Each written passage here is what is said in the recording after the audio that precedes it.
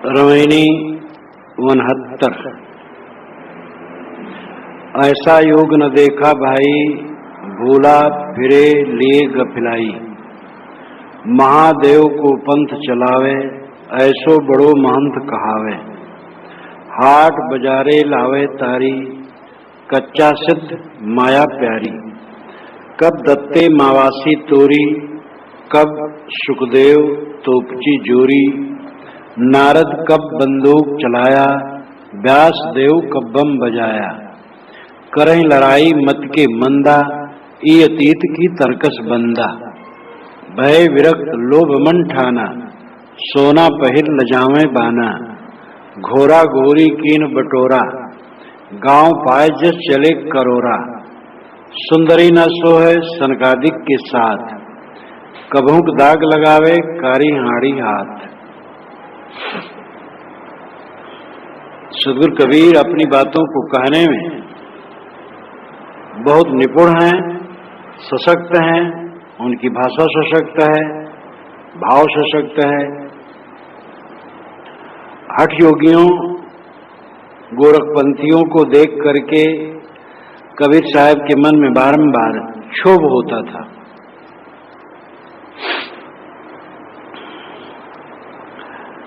वह बारंबार गोरखपंथियों को देख करके उनसे पूछते थे, तर्क करते थे, सुझाव देते थे। उस समय इन लोगों का बड़ा प्रचार था। साहब कहते हैं, अरे भाई, मैंने ऐसा नहीं योग देखा कि सिद्ध हो जाने के बाद भी असावधान होकर के भूला फिरे। ऐसा योग न देखा भाई, भूला फिरे लिए गफिलाई। कहते हैं कि हम सिद्ध हैं और सिद्ध के बाद असावधानी में पड़े भूले भूले फिरते हैं। ऐसा भी कोई योग होता है? योग की पूर्णता का तो अभिप्राय है कृतकृत्यता। जो जाना था जान लिया, जो जानना था जान लिया, करना था कर लिया, पाना था पा गया, होना था हो गया। तृप्त काम, आत्म काम, पूर्ण काम, निष्काम दशा सिद्ध की है। सिद्ध हैं, कहते हम सिद्ध हैं, योगारूढ़ हैं और असावधानी का काम करते हैं, भूल का काम करते हैं, माया की चेष्टा में रात दिन पड़े रहते हैं। तो कौन ऐसा योग है इनका? महादेव को पंथ चलावे, ऐसो बड़ो महंत कहावे। ये लोग महादेव का पंथ चलाते हैं, कहते हैं हम शैव हैं और इस प्रकार अपने आप को श्रेष्ठ ज्ञान मार्गावलंबी मान करके बड़े महंत कहलाते हैं। वेदांतियों का मार्ग शैव मार्ग है, गोरखपंथियों का भी शैव मार्ग है। उस समय शैव मार्गावलंबी काफी उत्कर्षता पर थे।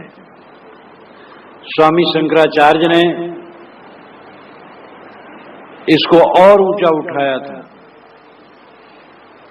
स्वामी शंकराचार्य 8वीं शताब्दी में हुए हैं। आज से करीब 1200 वर्ष हो रहे हैं उनके हुए। उन्होंने 10 नामी सन्यासी चलाया, गिरिपुरी, भारती, बन, आरण इत्यादि, और राजाश्रय उन्हें प्राप्त हुआ। खूब मठ बने और उनके अवशेष ऐसे भी आज भी हैं कि गिरि जी हैं, महंत जी, पुरी जी हैं, बिल्डिंग बनी है, सुंदरी पत्नी है उनके पास, बाल बच्चे, घोड़ा हाथी पर चलते हैं और सब कुछ करते हैं जो संसारी करते, उससे ज्यादा बढ़कर।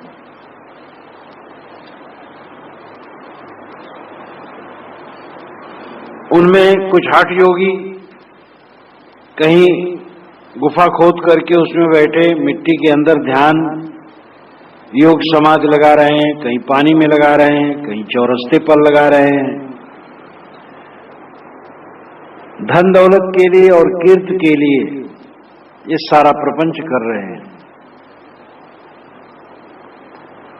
और बड़े बड़े महंत लखपति, करोड़पति, अरबपति होते हैं और ठाट ठटते हैं ऐश्वर्य का। यह सब बहुत निकट से सदगुरु ने देखा था। हाट बाजारे लावे तारी, कच्चा सिद्ध माया प्यारी। हाट और बाजार में तारी लाते हैं। हाट कहते हैं छोटे बाजार को, बाजार कहते बाजार को। तो हाट और बाजार में तारी लाते। तारी का मतलब है ध्यान। चौरस्ते पर घोषणा कर देंगे, बैठ जाएंगे ध्यान में, लोग कहेंगे वाह बाबा बहुत सिद्ध है। साहिब कहते सिद्ध कुछ नहीं, कच्चा सिद्ध है। माया प्यारी, इनको माया प्यारी है। रुपए के लिए बैठते हैं, कीर्ति के लिए बैठते हैं, प्रसिद्धि के लिए बैठते हैं। तो इनको कल्याण की इच्छा कहां है? ये लोग कुंभ मेलों में जब आते थे, रहते थे, तब इनका जुलूस निकलता था, जिसको शाही निकलना कहते हैं। शाही यानी बादशाहत का रोब लेकर के,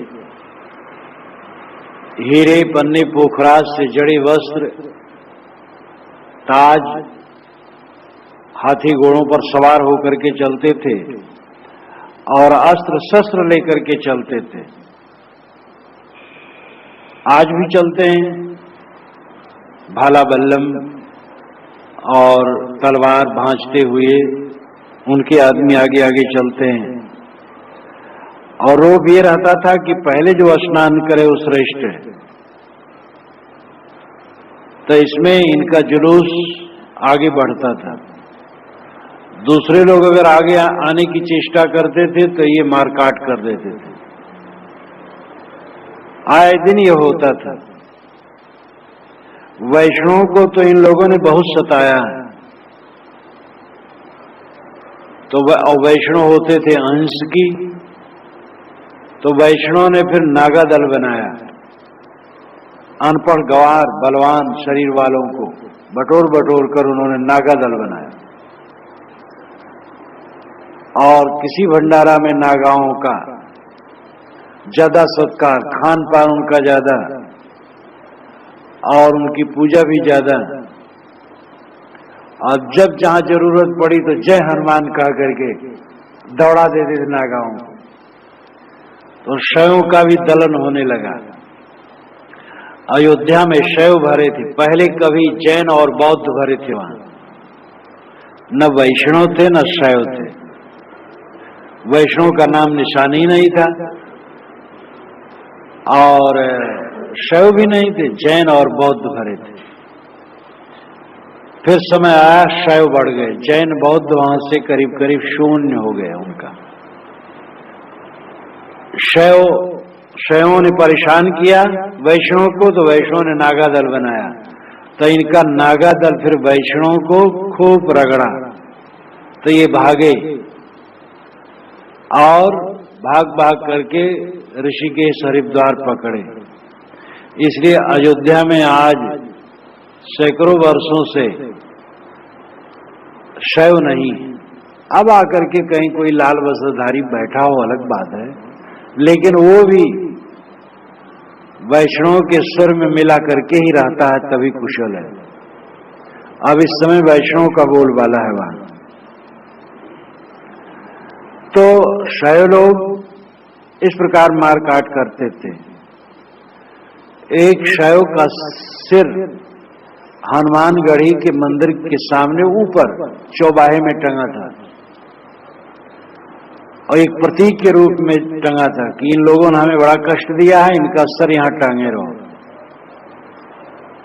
तो कुछ दिन हुआ, एक प्राचार्य ने जाकर के निवेदन किया कि महाराज वो जमाना चला गया, अब शैव वैष्णव सब प्रेम से रहते हैं, ये कलंक का टीका है, इसको हटा दीजिए। कहे नहीं, बिल्कुल नहीं हटाएंगे, इन लोगों ने हमारी परंपरा को बहुत बर्बाद किया है। तो उस समय उन्होंने नहीं हटाया, लेकिन अब सुनता हूं कई वर्षों से हट गया। तो ये शैव लोग बड़ा उन्माद करते थे। साहब कहते, कब दत्ते मावासी तोरी? दत्तात्रेय जी ने कब किसका किला तोड़ा? मवासी किला। कब उन्होंने किसी का किला तोड़ा? कब? सुखदेव तोपची जोरी। तोपची कहते तोप चलाने वाले को, तोप चलाने वाले सैनिकों का दल कब सुखदेव जी ने जोड़ा? नारद कब बंदूक चलाया? नारद स्वामी ने बंदूक कब चलाया, बताओ जरा। व्यास देव कब बम बजाया? वेद व्यास जी ने कब बम बजाया? बम यानी जुझारू बाजा बजवा करके, सेना साज करके किस पर हमला किया? जिसको तुम अपना आदर्श मानते हो, दत्तात्रेय हैं, सुखदेव हैं, नारद हैं, वेद व्यास हैं, और भी ऐसे लोग हैं, सनकादि। तो इनको बताओ कि कौन इनमें ऐसा हुआ है जिसने बंदूक चलाई हो, सेना साजी हो, भाला बल्लम चलाया हो, तलवार चलाई हो।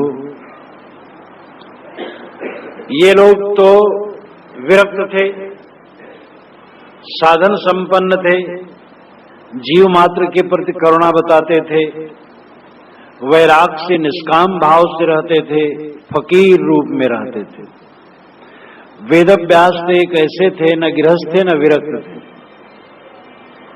उनकी विधिवत शादी कभी नहीं हुई थी, विद्वान थे, तपस्वी भी थे, जरूरत पड़ने पर बाल बच्चा पैदा कर देते थे, और ऐसे सदा रहे, और एक प्रकार फकीर रूप में ही रहे। नारद तो हरदम तमूरा लिए घुमा ही करते थे, सुखदेव स्वामी तो महाविरक्त थे, दत्तात्रेय महाविरक्त थे, जिनको तुम आदर्श मानते हो वो महाविरक्त। और तुम्हारी करनी क्या है, इसको देखो, तुम्हारी करनी कितनी खोटी है। धन दौलत के लिए दिखावा करना, समाधि लगाना, मेलों ठेलों में जाकर के सबको सताना, अस्त्र शस्त्र चलाना, जो साधन में लगे हुए हैं उनको परेशान करना, क्या यही तुम्हारा योग है? करें लड़ाई मत के मंदा। जो मत के मंद है वह लड़ाई करते हैं, जिनकी बुद्धि क्षीण है, जो विवेकहीन है वह लड़ाई झगड़ा करते। संत लड़ाई नहीं करते। ये अतीत की तर्कस बंदा, ये अतीत है कि तर्कस बंद। तर्कस चाम का थैला होता है, उसमें तीर रखा जाता है और पीठ पर बांध लिया जाता है। जब बाण चलाना होता है, एक एक बाण निकाल करके धन्ना पर रख करके लक्ष्य पर मारा जाता है। तो ये अतीत है कि तर्कस बंद है। अतीत कहते हैं त्यागी को, जो एकदम विरक्त हो। तो इनको अतीत कहा जाए कि तर्कस बंद, अस्त्र शस्त्र बांधने वाले, भय विरक्त लोभ मन ठाना। ऊपर से तो विरक्त हो गई, कपड़ा विरक्त का पहन लिए और मन में लोभ निश्चय कर लिए, अधिक से अधिक धन बटोरना और उसका उपभोग करना। सोना पहन ले जामे बाना, ये सोना पहन करके बाना को लजाते हैं, साधु वेश को लज्जित करते हैं। पूर्व आश्रम में रहते रहते मैं अयोध्या आता रहता था। कबीर साहब के विचार मुझे नहीं मिले थे, पूजा पाठ करता था, अयोध्या आता था, सरजू में स्नान करता था और बछिया छूता था। और हनुमान गढ़ी पर पूजा चढ़ाता था, मिठाई चढ़ाता था और राम जन्म स्थान पर जा करके दस्तखत करता था अपना कि राम दरबार में मैं आ गया हूं। और मंदिर मंदिर घूमता था और जहां बन सकता था पैसा टका चढ़ा देता था। उस समय मैं देखा हूं, ऐसे महात्मा को देखा हूं कि जो अपने शरीर में कम से कम 2 किलो आभूषण पहने होंगे और लंगोटी पहने थे, सारा शरीर निर्वस्त्र और 2 किलो वजन उनका आभूषण रहता था।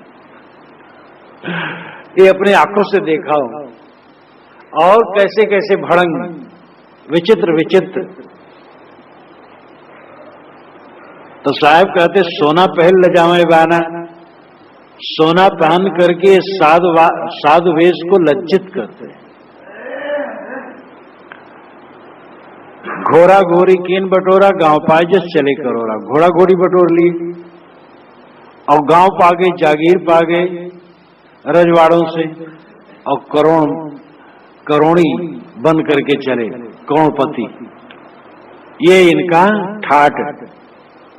सुंदरी न सोहे सनकादिक के साथ, कभों दाग लगावे कारी हाड़ी हाथ। सनकादिकों के साथ सुंदरी नहीं सोती है। कितना कथन उनका कितना मार्मिक है। थोड़ी पंक्तियां हैं, 7 चौपाइयां, 8 चौपाइयां और 1 साखी, लेकिन कितनी चुभती हुई बात है, कितनी आलंकारिक है। काव्यमय भाषा तो क्या पूछना। घोड़ा घोड़ी बटोर लिए, गांव पा गए, करोड़पति होकर के चले, मारे अहंकार के। कहां संत दशा और कहां ये दशा। क्या सनकादिकों के साथ सुंदरी शोभा देती? सनकादिक का अर्थ होता है सनक, सनंदन, सनातन, सनत कुमार, 4 भाई विरक्त, परम विरक्त। इसका लाक्षणिक अर्थ है कि परम विरक्तों के साथ में क्या सुंदरी शोभा देती? सुंदरी से अभिप्राय एक लाक्षणिक माना जा सकता है कि ये सब जो ऊपर का है, स्वर्ग है, ये माया है। ये विरक्तों को माया नहीं शोभती है इस ढंग का। सुंदरी से अभिप्राय सुंदरी स्त्री। ऐसे भी महात्मा होते हैं जो पुरा काल में रहे और आज भी हैं। महंत है तो महंतनी है, गुरु है तो गुरुआइन है, महात्मा है तो उनकी महात्मा की पत्नी भी है। कई बार तो हमारे साधुओं से ऐसे महात्मा पूछते हैं आपके कितने बच्चे हैं? तो ये कहते भाई हम लोग तो विरक्त हैं। तो कई विरक्त तो हम भी हैं, 3 बच्चे हैं हमारे। तो ऐसे ऐसे विरक्त हैं। कहते हैं कि ये हाथी किसका है? कहे त्यागी जी महाराज का है। कि झगड़ा कौन कर रहा है? कहे मौनी बाबा है। तो इस प्रकार कहे कि ये बच्चे किसके खेल रहे हैं? कहे ब्रह्मचारी जी महाराज के। काशी में एक ब्रह्मचारी जी महाराज जिसके 8 बच्चे थे, बाल ब्रह्मचारी अपने लिखते थे, बाल ब्रह्मचारी, और बड़े सन की टाइप के, कुछ लिखते रहते थे और पुस्तक छापते रहते थे। उनके एक छोटा सा प्रेस था गांव से, शहर से बाहर, और वहीं अपना काम करें और छाप छुप लें। अपने को बाल ब्रह्मचारी लिखते थे और 8 बच्चे थे। तो सुंदरी न सोए सनकादिक के साथ। साहब कहते त्यागियों के साथ में स्त्री नहीं सोती। कभों दाग लगावे कारी हाड़ी हाथ। कारी हाड़ी हाथ में लेकर के चलोगे तो कभी दाग लग जाएगा। ये कितना सुंदर उदाहरण है। कारी हाड़ी हाथ हाथ में लेके चलो तो दाग तो लगेगा ही। जो स्त्री को साथ में रखेगा उसकी साधना क्या होगी? आज भी ऐसे स्वामी लोग हैं। अब आजकल तो जैसे दुकानदार लोग हैं, सुंदर लड़कियां रखते हैं दुकान पर सामान बेचने के लिए। कई ऐसे दुकानदार रखते हैं। अब वहां नवयुवक लोग ज्यादा आते हैं। खरीदते हैं, नवजुवकों को कुछ मिलता थोड़ा है, लेकिन मन का जो मन की गिरावट है, वह किसी सुंदरी लड़की से बात करेंगे, विनोद करेंगे, कुछ दिन बैठे रहेंगे, देखते रहेंगे, सौदा खरीदेंगे, इसी में उनको आनंद आता है। तो लोग लड़कियां दुकानों पर रख रहे हैं। कई महात्मा लोग प्रवक्ता लड़कियां रख रहे हैं। जहां विरक्त संत हैं और विरक्त मठ है, वहां पर साधुनियां होना, स्त्रियां होना कितना अपराध है। कहा संतों ने बताया है कि स्त्री का चित्र भी न देखे पुरुष जो साधु। जहां साधुओं का मठ है, विरक्तों का, पुरुषों का मठ है, विरक्त पुरुषों का, वहां 5 वर्ष की लड़की और 90 वर्ष की बुढ़िया भी नहीं होनी चाहिए। और अगर कहीं साधिकाएं हैं, साधुनियां हैं, उनका मठ है, तो वहां भी 5 वर्ष का लड़का और 90 वर्ष का बूढ़ा भी नहीं होना चाहिए। वह अपने कदमों पर स्वयं खड़ी हो, स्वयं अपना सिपाही और अपना रक्षक रहे। और पुरुष, कितने महंत लोग सोचते हैं कि स्त्री दासी रहेगी, साधुनी रहेगी तो काम खूब करेगी। ये तो है, स्त्रियां सेवापरायण होती हैं, चौका बर्तन, घर कोठार सब प्रबंध। लेकिन तो यही सब कराने का है तो फिर घर गृहस्थी बसाना चाहिए। ये विरक्त कहलाने वालों का जो कर्म है, ये बहुत खोटा है। इसलिए साहब कहते हैं कि विरक्त साधुओं के साथ में स्त्री शोभा नहीं देती, और दाग तो उसे लगेगा ही, चाहे वो अपना मन उसका शुद्ध हो, लेकिन लोक दृष्टि तो बुरी होगी। और फिर संगत में रहते रहते विकारग्रस्त भी होगा, कोई भ्रष्टता बहुत भी बढ़ जाएगी। ये भी सच है कि ऐसे भी संत हो सकते हैं कि जिनकी शिष्या है, साथ में है, लेकिन वह काफी मजबूत और दृढ़ वैरागवान है, और वो शिष्या भी ठीक है। अपवाद मैं नहीं मानता हूं कि अपवाद नहीं है, ऐसे शूरवीर हो सकते हैं, लेकिन ये नियम नहीं होना चाहिए। उनको भी ये नहीं करना चाहिए। जो ऐसे पक्के मन के हैं, उनको भी ये नहीं करना चाहिए, क्योंकि आदर्श तो खराब हो गया, विश्वास क्या हो। इसलिए साधिकाएं जो जहां हैं, या तो अपने घर में रहे, और या तो साधिकाओं का अलग मठ हो, और वे बिल्कुल स्वतंत्र हो पुरुषों से। न गृहस्थ पुरुष का उसमें कोई संबंध हो, न विरक्त पुरुषों का। व्यवहार में अपने आप स्वतंत्र हो, ऐसा साधिकाओं का मठ होना चाहिए। और पुरुष साधुओं का मठ हो, जहां स्त्री नाम की कोई चीज न हो, तब दोनों अपने अपने मार्ग से रह सकते हैं। आग और घी इकट्ठा करके सोचे कि घी न पिघले, यह संभव है। सामान्य मनुष्य का मन स्वाभाविक बिना कोई संबंध के असावधानी की अवस्था में उसका मन मलिन हो जाता है, गलत बात सोचकर। और जहां विरोधी आलंबन होगा, वहां उसका मन कितना गिर सकता है। स्त्री के लिए पुरुष और पुरुष के लिए स्त्री विरोधी आलंबन है, इसलिए दोनों से सावधान। यद्यपि नारी पुरुष दो त्यागी, तदप रक्षिए जिम तृण आगी। स्त्री पुरुष दोनों त्यागी हैं। गृहस्थों को भी चाहिए, गृहस्थी मार्ग में जो रहते हुए साधना करना चाहते हैं, अब वे अपनी पत्नी के साथ एकांत कमरे में बैठेंगे, रहेंगे, लेटेंगे, एकांत लोकांत अपनी पत्नी से मिलेंगे, आलिंगन करेंगे, तो क्या बचे रह पाएंगे? गृहस्थ को भी अगर ब्रह्मचर्य पालन करना है तो अलग कमरे में रहें, एकांत लोकांत में पत्नी से न मिले, और अपने मन को खड़ा करके परहेजगारी से रहें। ज्ञान काम नहीं करता है बिना परहेजगारी के। हजार ज्ञान की युक्तियां संयम के बिना, परहेज के बिना, कुसंग त्याग के बिना आदमी को डुबा देगा। जो जो ज्ञान का अहंकार किए कि हमें कुछ नहीं होगा, वो बह गए। इसलिए बहुत विनम्रता की आवश्यकता है, कुसंग त्याग की आवश्यकता है। कुसंग त्याग करके शुद्ध संग में कमजोर साधक भी बलवान बना रह सकता है, और कुसंग करके बलवान साधक भी पतित हो सकता है। इसलिए कुसंगत महाविष है। सदगुरु कहते हैं कि तुम विरक्त हो तो ये भाला बंदूक न रखो, अस्त्र शस्त्र न रखो, लड़ाई झगड़ा न करो, और धन बटोरने की चेष्टा न करो।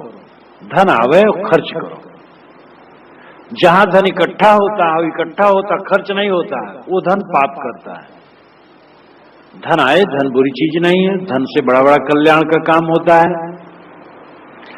धन का अच्छा उपयोग करते चलो। अपने शरीर पर धन ज्यादा न खर्च करो। महंत हो या गुरु हो या अगुआ हो, तो ये नहीं कि चढ़ता बचता है तो अपने शरीर पर ज्यादा उड़ाने लगे। वो चढ़ता है, समाज के लिए चढ़ता है, तो इसलिए अपने शरीर पर ज्यादा धन खर्च न करे, उसको सामान्य रखे और समझे मैं केवल ट्रस्टी हूं, केवल सेवक हूं। गुरु महंत को अपने को सेवक मानना चाहिए, चाहे उनका नाम गुरु हो, महंत हो, आचार्य हो, मंडलेश्वर हो, महामंडलेश्वर हो। उन्हें समझना चाहिए मैं समाज का सेवक हूं, और विनम्रता पूर्वक वे सेवा करें, विरक्त रहें, अपने लिए अकिंचन रहें, और स्त्री से एकदम परहेजगारी रखें। तब विरक्ति चल सकती है, उनका अपना कल्याण हो सकता है और समाज के वे प्रकाश स्तंभ बन सकते हैं। नहीं तो बिगड़ी घड़ी बन करके, जैसे बिगड़ी घड़ी हो, बजे हैं 12 और उस घड़ी 9 बजा रही है, वो घड़ी 9 बजा रही है, और 11 बजे ट्रेन पकड़ना है, तो आदमी सोचेगा अभी तो काफी टाइम है, और धोखा खा जाएगा। तो विरक्त नामधारी जो पैसा बटोरते हैं, अपना पैसा ब्याज पर देते हैं, और जगह जगह गृहस्थों से ऐसा संबंध रखते हैं, कहीं मुकदमा लड़ने में आगे हैं, महाराज जी जरा हमारा भी मुकदमा देख दो, उनका भी मुकदमा ले लिए। लड़ाई झगड़ा, राग द्वेष, कलह कल्पना, ये सब व्यवहार करते हैं। ये विरक्त का लक्षण नहीं।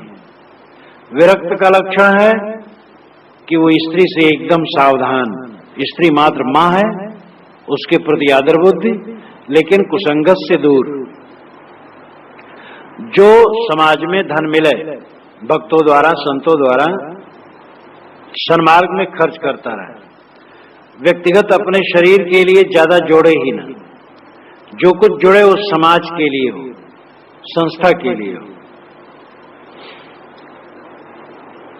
और उसका उपयोग होता रहे। साधु कभी ब्याज पर अपना पैसा न उठाए, और व्यवहारिक संबंध गृहस्थों से न रखे। लेना और देना, ये भी साधुओं की आदत बहुत गलत है कि खर्च कम है, किसी भगत से उठा लाओ ना, ये साधुओं का काम नहीं है। सदगृहस्थ भी इससे बचते हैं जो समझदार है, लेकिन साधुओं को लेन देन का व्यवहार करना, ये अपने आप को उलझाना और साधु मार्ग से अलग हो जाना। साधु के पास इतना पैसा ही नहीं होना चाहिए कि उसको कर्ज उठाने, ब्याज पर देने का अवसर आए, खर्च करें, विवेक से उसका उपयोग करें, और उतना ही काम करें जो अपने शक्ति के अंदर है। हमें करना क्या है? अपने साधन भजन में रहना है और चीज आ गई उसका उपयोग कर लेना, नहीं चुपचाप बैठो, भजन करो, ध्यान करो, समाधि करो। लोक कल्याण भी आत्म कल्याण करते हुए करना है। लोक कल्याण के चक्कर में पड़ करके जो लोग अपने को उलझा देते हैं वो लोक कल्याण क्या करेंगे। साधु का मुख्य काम है सेवा, स्वाध्याय, ध्यान, समाधि, आखिरत में अपनी स्थिति में जाना।